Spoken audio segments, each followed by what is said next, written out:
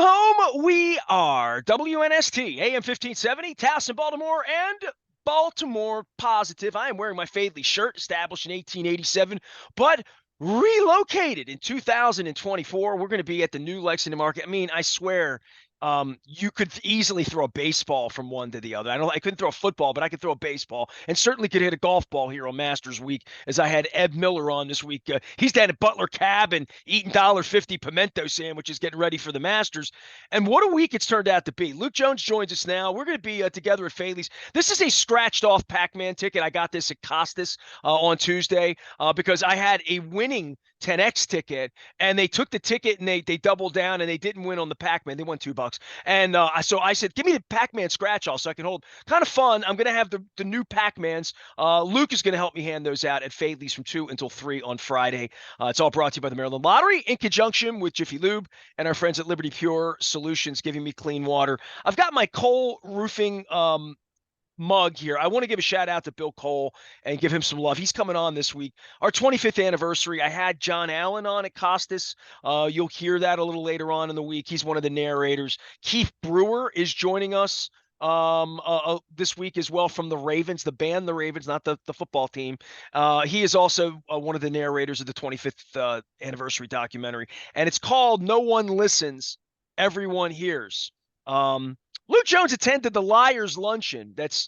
Dude, you live long enough, the Orioles get sold, Peter dies, they call up Jackson Holliday, all this stuff happens. But the Liars Luncheon, I love that they call it the Liars Luncheon because I'm the one that named it that. And it's hilarious that I sit here and watch it on the internet, and I play it on the radio station a couple of times. They don't say a word. And but the Liars Luncheon, and no further proof that they are liars and I am not, that they've called me not a media member, and I sit here and watch it from the outside. So times have changed. And dude, I have you. I can pull the transcript up. So I'm gonna start crushing you before I bring you on today, as I praise you on our 25th anniversary. You'll love all the coverage of that. But yesterday you said something, or maybe it was Monday.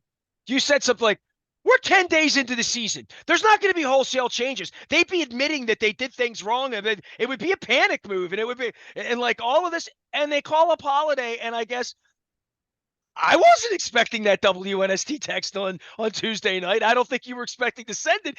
It's a little abrupt and a little weird. I'll start with that. I Yeah. haven't said anything to anybody about it. You're my first conversation this morning. Yeah. Let's be clear. This is great news for the Orioles. This is exciting news for the Orioles. This is something that was going to happen, whether it was going to be now, whether it was going to be the end of spring training, or was going to be at some point in the coming weeks. Jackson Holliday is the best prospect in baseball. He's been the consensus overwhelming #1 prospect in baseball since a historic 2023 is, mind you, his first full professional professional baseball season, where he went to 4 affiliates and put up eye-popping numbers as a 19-year-old. So this was always going to happen. It's weird, just purely from a timing standpoint. I mean, less than 3 weeks ago, we were talking in Sarasota about him being reassigned to minor league camp. Mike Elias was talking about a desire for him to get more experience at second base and to face more advanced left-handed pitching, whether it be at the AAA level or major league caliber left-handed pitching.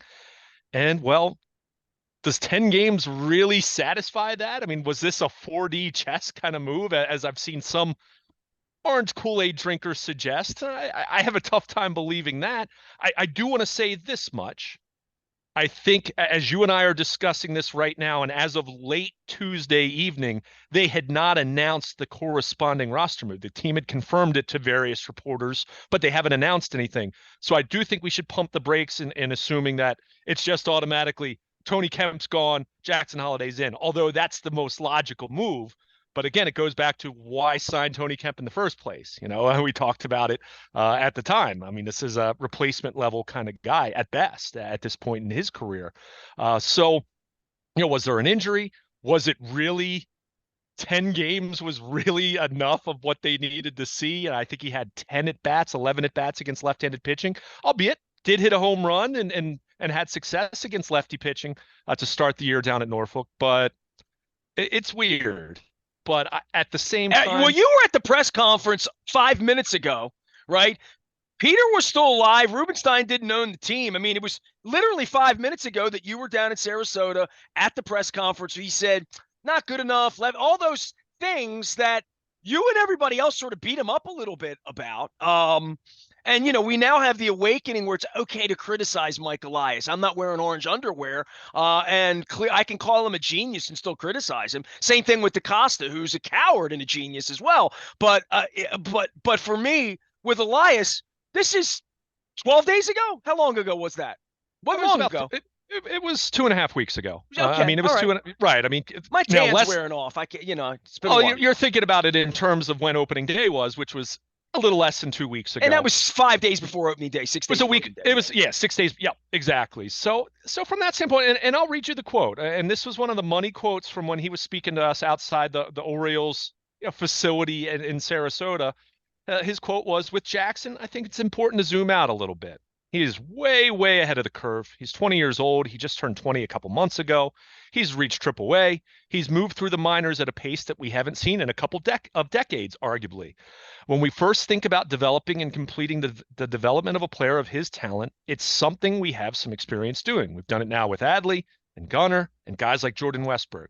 There are a lot of considerations involved so that when they do start their major league careers, you want them to be able to stay.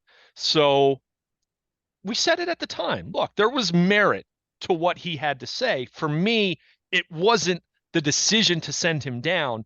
It was the mismanagement of expectations that you went the entire offseason at the winter meetings, interviews with MLB Network on Sirius XM, wherever it might be, talking up his chances.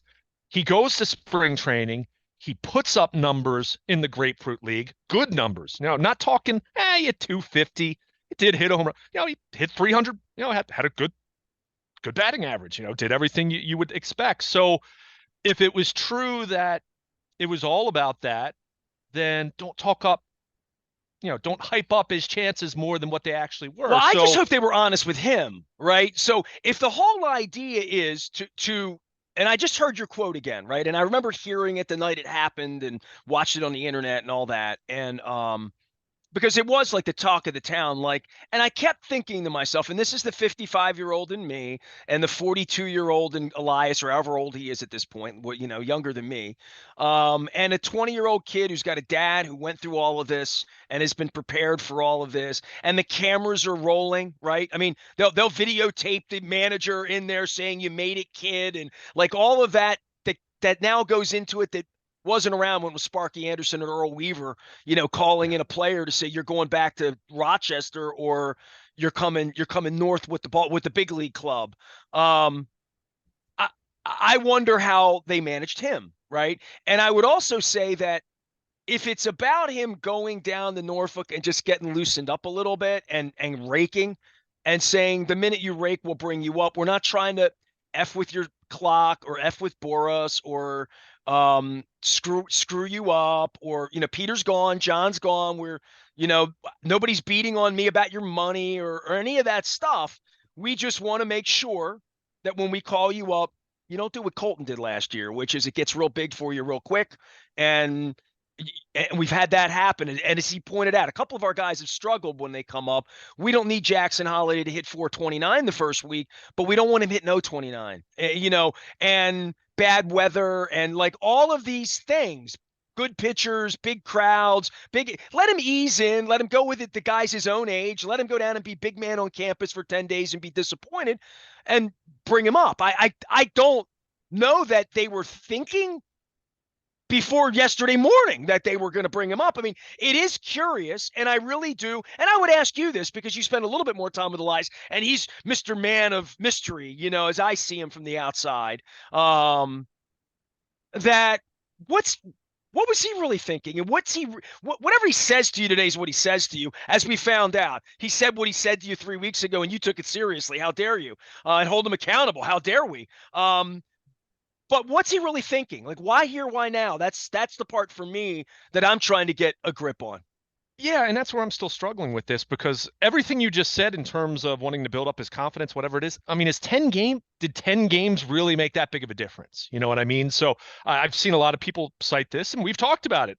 The Orioles struggles early on here offensively until the bats broke out a little bit with the opener at Fenway on Tuesday, but they did face a lot of left-handed starters. I mean, it comes down to this. He's going to face left-handed starters at some point in time. If he's, I mean, maybe they try to platoon him a little bit early on, protect him against the toughest lefties early on. Randy But Johnson's gone though. You know what I mean? yeah, Like, yeah. I mean, and that's the thing. It's not as though they faced Randy Johnson over the first 10 games of the season when they were facing some of these lefties. Although certainly they've had their issues against lefties, and that's going to continue to be a storyline with Jackson Holliday on the roster or not. So that's where it still feels a little odd to me, and that's where I'm still waiting to see officially what the corresponding move is to make sure this isn't an injury or anything like that. I'll just throw it out there. And again, I have no idea. Jordan Westburg didn't play on Tuesday. He didn't pinch hit.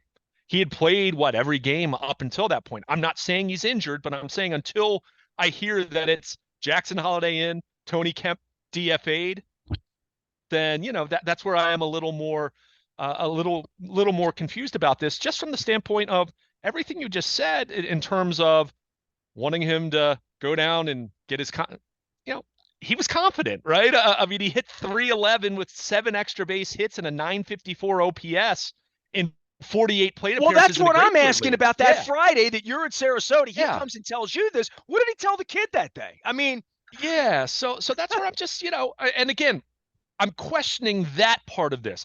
I am not throwing cold water on the fact that he's up. I think, and one thing that yeah, I we'll get to tried to, that in a minute, right? We'll have the yeah, rest of the time to figure that out. We're right, scratching our right. heads saying, why Tuesday night? Why Fenway? You trying to wear him out a little bit there before he comes home because it's going to be a big crowd? Or, I mean, because Yeah, I would assume we're at Fadley's Friday. I mean, let me point that out, giving away Pac-Man, non-scratched off Pac-Mans, non-winning scratch-offs, hopefully for lots of folks. But people are going to come down Friday, right? Right? yeah, Right? yeah. I mean, and it's first Friday night game at the ballpark. They First got like a homestand, obviously. student thing they're doing, right? I saw that on an Yeah, they have email. student night. I mean, I think it's double the price it was when I was a student way back when. But hey, that's the price of It's just the professional cost of sports. education. Yeah, yeah, true, very true. But yeah, I mean, it's just it's just one of those things. And again, I'm not throwing cold water on the excitement of it, it's weird to me in the sense of what did 10 games really change, or was it a case of they just thought, okay, we're going to send him down, we're going to give him an extra, and he didn't play. He even played shortstop a Well, they couple kept saying he games at had Norfolk. 224 at bats or whatever, how many bats he had. I mean, I'm talking Yeah. about these 10 games. What did you really accomplish for his development that couldn't have been accomplished with him being on the opening day roster and even just sitting him out against a few of those lefty starters, right? I mean, do what they have done with, they did that with Gunnar Henderson a little bit early on, Maybe where this they is at as least dropped simple him as at the looking at order. Mateo and Arias, like all of us, like we looked at it 3 weeks ago and just saying, he's better. Like he Right. helps us. And it He's might, giving us a better chance to win. And if that's the honest to God answer that he went to bed Monday and didn't consider it and woke up Tuesday, or he's been pondering it for 5 days, or yeah, he's even would be forthright enough to say, you know what? We probably should have brought him north. We screwed this up. I mean, yeah, and if he says that, good for him. That's the way they should yeah, communicate with people. Because in the old days, they would say that, or we would never have a problem saying, we probably could have done that better.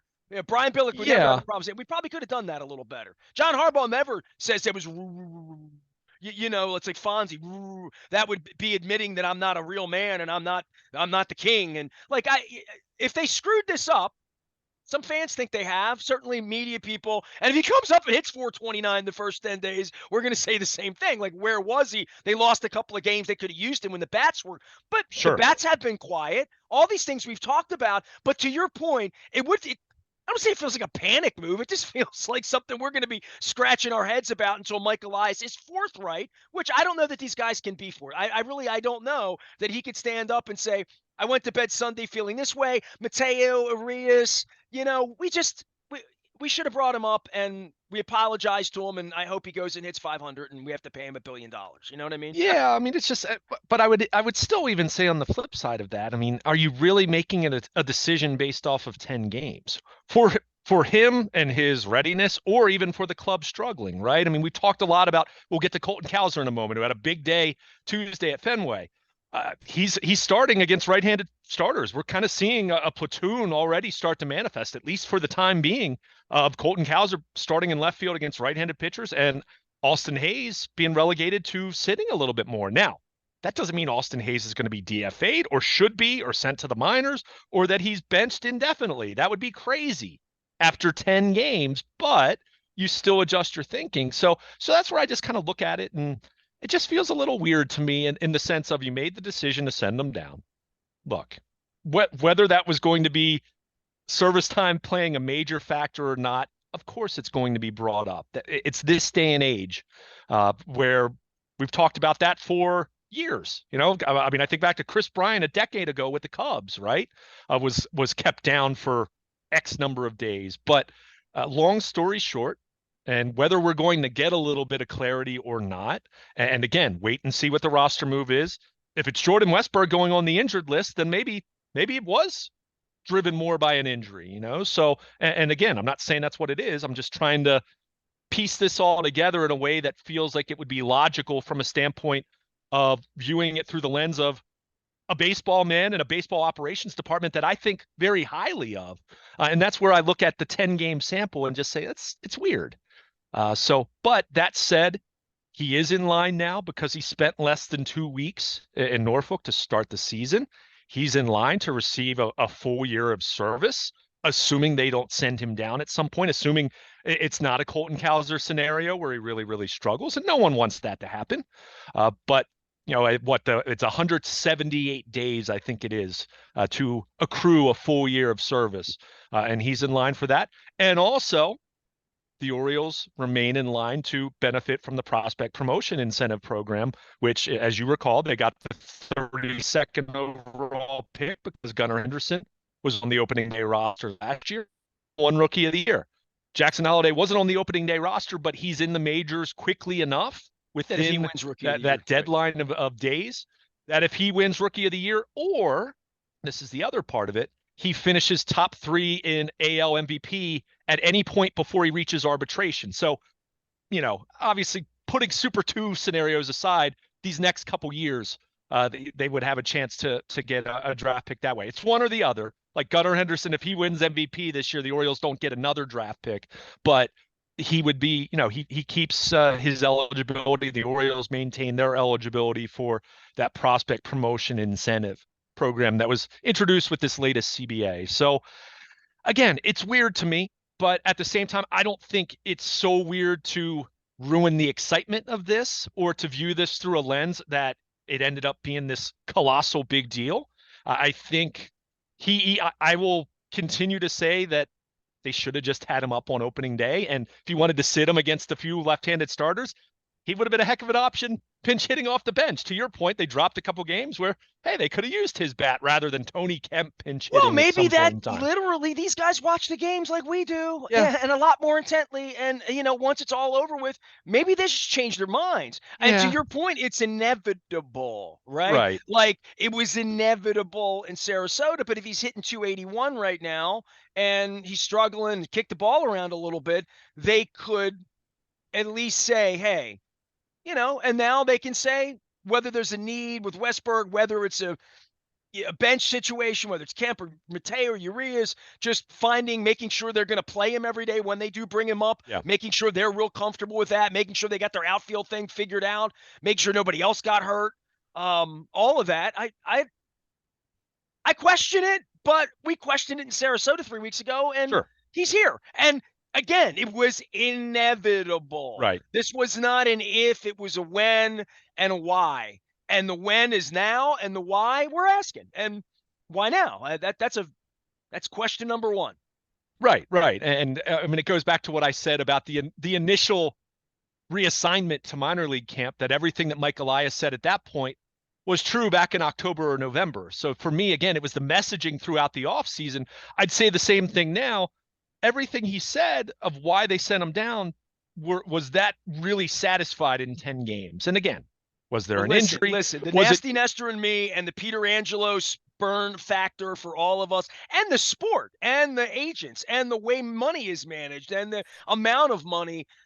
If they call him up in June 18th, we all know why, right? Right. So I mean, then there's your why. So they didn't do that, right? Sure. And Peter's dead and gone, and John's on a beach somewhere, and they're not running it like that. Yeah. But how are they running it? And Well, that's a very fair question to Elias to say, how are you running it and why? And this is your number one guy. And like, if you would have told anybody 6 months ago this is how you were going to manage it, we'd all be scratching our heads, including the kid himself when you put him on the bus to Norfolk 3 weeks ago. yeah. And look, I mean, it's a fair question to ask why. I think it's a credit to them that they're not going to Screwing him, right? and we'll have to see again if he hits like Colton Cowser did for a month last year, then he's probably going to be back in the minors then. Well, If then he you'll struggles to rewind that that degree. Sarasota tape back to Mike Right. Elias and say he watches a lot of baseball. Yeah, and then the service time thing becomes a question again, right? Because then he would Sure. be at a point where his service time would be under that, what is it, 178 days. So, it's a little weird on that front, but at the same time, they aren't messing with the service time by all accounts now, based on what we know right now, as you and I are speaking about this in talking in real time. We think he's going to be able to accrue a full year of service, and the team is not messing with him in that way. And look, I mean, Jackson Holliday come, what would it be, 2030, I guess it would be. If this kid's as good as advertised, that's going to be a very lucrative value there. So I'll throw out as we're talking about scenarios, I'll throw out another scenario for you because this one's really fun. This scenario would be, you do have new ownership in place who hopefully is willing to spend money. You have a general manager to this point who has not been able to spend very much money, and we know why. But is there a subsequent announcement coming at some point that Jackson Holliday has been signed to a contract extension that would buy out his first 2-3 years of free agency, something like that? I don't know. Again, I'm just spitballing here because, again, it's 10 games. It's a weird. The kid hasn't had a sample. big league at bat. You want to give him 150 million? Do you? Do you pay attention around baseball? I mean, this is becoming more and more the norm for talking about. And I'm not saying that it's going to happen. I understand. Well, it never would happen around here before, right? So we have, especially in the aftermath of Chris Davis and stuff like that with the old group, right? Well, Chris, that's apples to oranges. We're talking about a prospect who's... No, I'm talking about the old man thinking he wasted money, like investing money. Oh, sure. That's but where that would have been. Oh, but the whole, and again, I don't think this is that. I haven't gotten that sense from anyone, but that would be another scenario where you'd say, all right, we've bought out his first 2 or 3 years of free agency. Then we don't need to worry about his service time because we don't need to get the extra year. We already are paying for that extra year, and we're not going to manipulate his service time either. So let's call him up and get him to the big leagues. And he's probably going to take his licks a little bit early on. Adley Rutschman did, and Adley Rutschman was 4 years older, 4.5 years older. Gunnar Henderson did, and Gunnar Henderson was 1.5 years older than Jackson Holiday is right Bobby now. Witt run around getting paid, debut. and the kid from the Red Sox the other night. So yeah, right. Yeah, I'm just saying that would be the other scenario here where this, where it smells a little funny, the timing of this. That would be the other scenario where, hey, call him up. He's signed. Well, we don't really know Mike Elias's real strategy or real theology on that, right? Right? Like, yeah. Well, right? I mean, it's right. I mean, it's one of those things where, and so many people talk about service time. Look, in reality, there are very few prospects where it's truly fruitful and makes sense to manipulate service time. And obviously now with the PPI program where Gunnar Henderson fetches you a draft pick because he won Rookie of the Year, or if Jackson Holliday does that, or Jackson Holliday finishes third in MVP voting next year, would fetch him a draft pick, it's assuming he's here to stay at this point in time.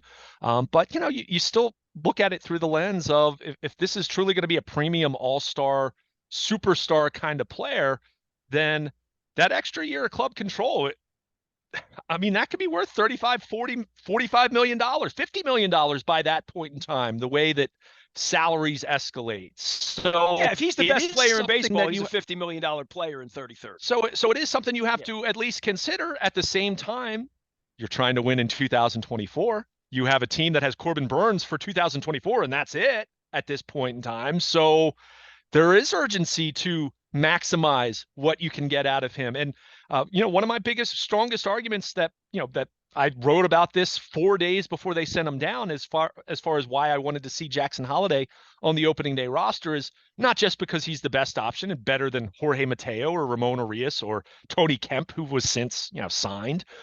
It's also he's probably going to struggle a little while. Like I said, Adley Rutschman was more than ready as a 24-year-old 2 years ago, and he struggled for about a month. Gunnar Henderson was older, a year and a half older, and he struggled for the better part of 2 months last year, after his cup of coffee late 2 years ago. So, it's part of it. So for me, part of that was rip the Band-Aid off in terms of those early struggles.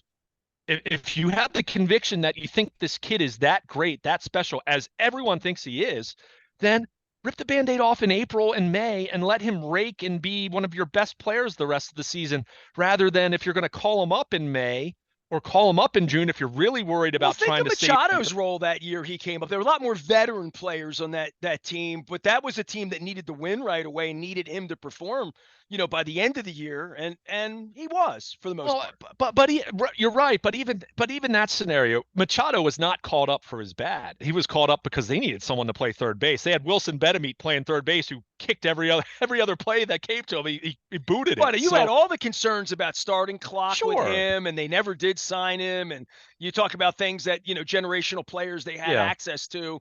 We always sort of forget about him. We talk about they've always stunk. Their farm system always stunk. They always drafted. I mean, he didn't stink. He just didn't last your 5 minutes, right? It feels like a blip. Well, yeah, I mean, he was here through July of 2018. So I mean, and again, that was all the teams they had that won. He was on. but that was an August call up. He had never played above Double-A. He had, and this is where obviously it's different regimes. That was over a decade ago. It's hard to believe. Era. It doesn't feel like it was that long ago, but it was over a decade ago. Different regime. And keep in mind, he had never played above Double-A. Jackson Holliday, albeit it wasn't a very long stay in Triple-A between last September and this first 10 games of the International League season this year. But Jackson Holliday has at least played some at second base. Manny Machado had played, I think he played 2 games in the minors at Triple-A or at third base. I mean, now after we would come to learn, he had been working out at third base before games for quite a while. In fact, I think Bobby Dickerson was even going down the Bowie and working with him at the time. But that was a very different scenario, and that club had not won 101 games the previous year, right? I mean, that was such a Cinderella out of nowhere kind of club. So, I mean, we're going to see how this plays out. Again, all of the why here to me is still draped in excitement and optimism, and in the big picture sense, whatever this 10-game thing was, not that big of a deal in the big picture. And Mike Elias might point that out too. Yeah, yeah. And I breathe on this when June comes, we'll be happy he spent a little time in Norfolk, and he'll probably be happy he spent a little time with his buddies and got to go hit the cover off the ball and have 26 hits in a game. That's all good that was good experience that he spent those 10. I mean, like I'm speaking like Elias. It was good. He had a great week there. He had a lot of fun. He'll come up here. It's not as much pressure on him. Yeah. And it'll be fine, Yeah. And I mean, that would be something where I would kind of say, I mean, I don't know how valuable it was to him, but was there a major downside to it? And that's where I would say probably not. Right. I mean, definitely not a major downside. Now, people can quip about maybe if you lose the division by 1 game to the Yankees, you might look back at that first 9 games or 10 games without him and say, could he have helped you win a game? Sure. Well, if Urias doubles down the line instead of hitting a pop-up, with the game on the line, and they win a game because of a couple of these other, and I mean, McCann won a game from me. Every night there's a different star. That's the magic of Orioles baseball. Luke Jones is here. We're going to be at Fadley's on Friday. I want to remind everybody, we'll be live from 2 until 3 with Luke. I'll be live 2 until 5. We'll have Pac-Man's not pre-scratched off, like real scratch offs that you can scratch off and you can win. That'll be on Friday. And we'll be doing that every Friday that the Orioles are home. So the 26th, we'll be down there again. I've started to book fun people and celebrities for the Friday show. So it's going to be a hoot. We'll have a good time. But one thing that we didn't consider when I put all this together, and even the delicious crab cake you're going to have at 2 o'clock on a little before 2 o'clock on Friday, is that Jackson Holliday will be in the building, right? Like there will be something about Friday's game that's going to have a little juice and jam. And listen, we can talk about their bats on Tuesday, awakening and the Fenway thing and all that, but Friday's going to be like a momentous. It's going to be a party. No question about it. And I mean, you mentioned Tuesday, Corbin Burns with another outstanding outing. I mean, he's an ace. When he takes the hill, you're expecting to win, and they have won. So I mean, there's so much excitement there. Yeah, yeah, absolutely. So that was exciting. I mean, Colton Cowser, and Colton Cowser's another reminder of guys will struggle when they first get to the big leagues. I don't expect Jackson Holliday to be baseball god as soon as he steps foot in Camden Yards, but the expectations are going to be high. The buzz is going to be there. It's a great thing. Again, he is the natural, right? Whatever was weird about this, whatever the last 3 weeks was, I don't think that should overshadow how exciting this is. And look, Nestor, I mean, Adley Rutschman's already an all-star catcher, has already been a guy that's been in, gotten MVP votes, not first place votes, but MVP votes. Gunnar Henderson, same thing last year, rookie of the year, got some, he showed up on MVP ballots. But when you consider Jackson Holliday does not turn 21, cannot drink a beer legally until December, and amidst all these other young players who've already made it and others that are on the way and everything that's happened at Norfolk, this kid has the potential to be the best of all of them purely because of what he's already done to this point. What he did last year to play for 4 affiliates. He started the year at Delmarva, finished the year at Norfolk, put up the numbers that he did. The family, you've talked about it. I mean, Matt Holliday being a 7-time All-Star, whatever he was, not a Hall of Fame player, but a guy maybe not Hall of Very Good, probably Hall of Very Good, or Hall of Good at least. So to have that pedigree, to have the accelerated timetable for his development, to be the first overall pick less than 2 years ago, making his debut Friday night. I mean, this is the guy that might be better than Gunnar Henderson. He might be better than Adley Rutschman. I mean, this might be, let's dream for a moment. I go back to my contract. What number extension. is he going to wear? What's his jersey going to be? We don't know yet. I've seen some people say number 1. I don't know. We'll see. I should have the fashion tweets ready to go, but I haven't heard officially. I am doing a countdown for the 25th anniversary documentary. I think it's going to be released in late April. That's all I'm going to say. I just want to make sure that I have the dates right on it. But I'm going to do a countdown, and I've already got my Al Bumbry video ready from when he bowled at our Pinland Duck Pin Challenge back in 1998. John Buren documented that, so I have it on videotape. So when I think of number 1, that's the only number 1 I can think of, right? Yeah. So we'll see. But I mean, boy, there's a lot of excitement here, and just the upside of this young man who, by all accounts, even talking to some of the veterans in Sarasota, those couple days I was in the Orioles clubhouse before he was sent out. I mean, players know, and they know this kid, by all accounts, looks like the real deal. Look, he's 20. He's probably going to struggle. He's going to struggle a little bit. I said 20. I have to laugh out loud. He's 20. He's 20. I mean, that's when Mike Elias could begin any press conference in Sarasota by saying, look, he's 20. He did. Yeah. I mean, he did. He even said, I read you the quote a few minutes ago. I mean, have you met 20-year-olds? I remember being 20. It was 35 years ago, but I remember it.